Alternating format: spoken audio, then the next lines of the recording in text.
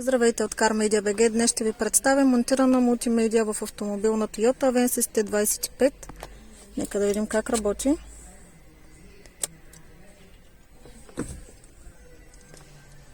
Ето така изглежда медията. Сега ще покажем менюто.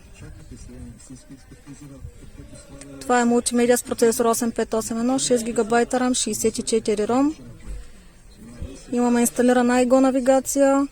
Естествено, ако не ни харесва тя, може от Play Store да си инсталираме и Waze. Управление от волана, което също работи. Сега ще покажа.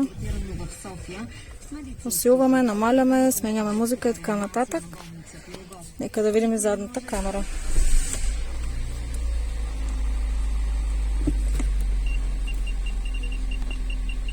С очертания за паркиране. Всичко функционира. Заповядайте на CarMedia BG да си изберете вашият модел.